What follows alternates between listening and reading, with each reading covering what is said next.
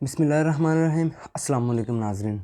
सबसे पहले जो रात राना सनाला साहब का एक बयान है वो चल रहा है और उसका अहवाल देते हैं कि जब उन्होंने कहा कि इमरान खान को सज़ाएँ गलत हुई, किसी जज के पास गई तो वो नहीं रह पाएंगे। ये मुकम्मल बयान क्या है और मियां जवेद लतीफ़ साहब भी जो हैं आजकल बोल रहे हैं और इसकी तफसीलात भी बताते हैं कि यानी कि जो नवाज शरीफ ग्रुप के बंदे थे, राना सनाला साहब हो गया, मियां जवेद लतीफ़ साहब हो गया, इन सब के बारे में बताते हैं ये कि आजकल बयानात दे रहे हैं। और जो है कल इमरान खान ने भी जेल में कुछ बयान दिया है और उन्होंने कहा कि जो जज जस्टिस कुदरतुल्लाह साहब थे उनको वकला को उन्होंने बताया कि वो अपने बेटे का वलीमा नहीं कर सकते थे जब तक फ़ैसला न सुना दूँ। तो ये इमरान खान ने कल कहा है, ये तफसीलात बताते हैं।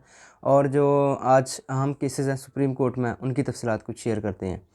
नाज़रीन, मेरा नाम मोहम्मद उमर फ़ारूक है, आप हमारा डिजिटल चैनल देख रहे हैं उमर राजपूत।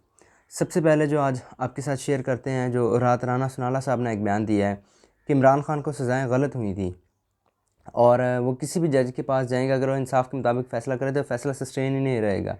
और इसमें वाकई कोई बात नहीं शक नहीं है, क्योंकि काफ़ी सारे कानूनी सुकम भी थे जो फ़ैसले सुनवाए गए थे। ये तो हम उस टाइम भी कह रहे थे, क्योंकि जितना कुछ हमने देखा था और जितना हमने रिपोर्ट किया ये हकीकत थी। और आप देख सकते हैं कि तोशा खाना केस जो 6 मिनट में मुअत्तल हो गया फ़ैसला उसका जो है, और ज़मानत पर रिहाई का हुक्म हो गया है।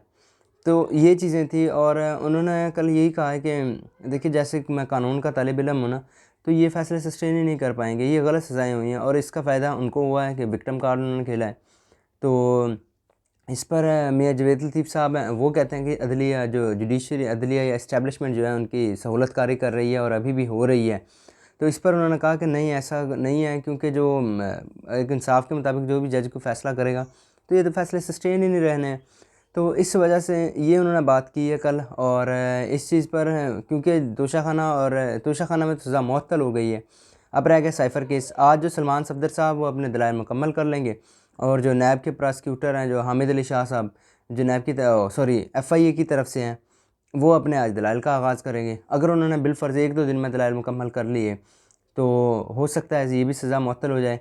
फिर उसके बाद क्या आएगा, जो पीछे रह जाएगी इद्दत में निकाह का केस, अभी उस केस में गिरफ़्तारी है।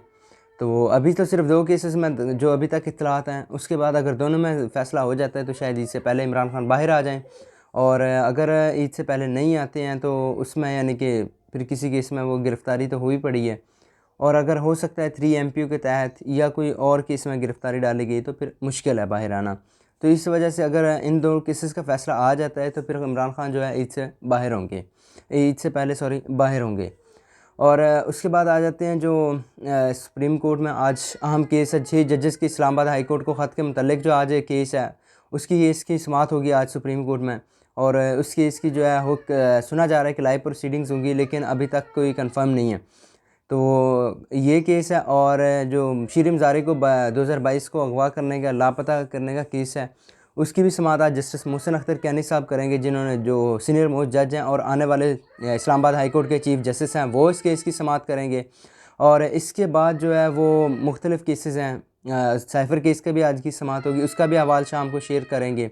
और इमरान खान ने कल बयान दिया है कि जो जज थे जस्टिस कुदरतुल्लाह साहब, वो उन्होंने वकला को बताया कि वो तब तक वलीमा नहीं कर सकते थे जब तक फ़ैसला ना सुना दूँ। साइफ़र केस की मेरा बयान रिकॉर्ड हो रहा था और 10 मिनट बाद जज जी बाहर गए हैं, 10 मिनट बाद आए हैं और उन्होंने आकर फ़ैसला सुना दिया है।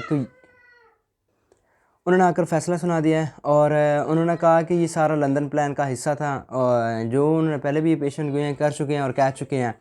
तो इस पर उन्होंने कहा कि बुशरा बेगम को ज़हर दिया जा रहा है और कि इनका क्या ख़्याल है, मैं खामोश बैठ जाऊँगा। तो ये सारी थी अपडेट्स। और कल उन्होंने सहाफ़ी से भी गैर रस्मी गुफ्तगू की। उन्होंने कहा कि मैं सलाम पेश करता हूँ 6 जजेस को जिन्होंने ख़त लिखा है और इस पर फुल कोर्ट बनना चाहिए और इंक्वायरी होनी चाहिए। ये सारी तफसीलात थी नाज़रीन जो कल की इसके मुतल्लिक़ थी। और आज जो मज़ीद आज अपडेट्स आएंगी, केसेस की समाअत होंगी, वो हम आपके साथ शेयर करेंगे। अभी के लिए इतना ही, हमें इजाज़त दीजिएगा। अल्लाह हाफ़िज़।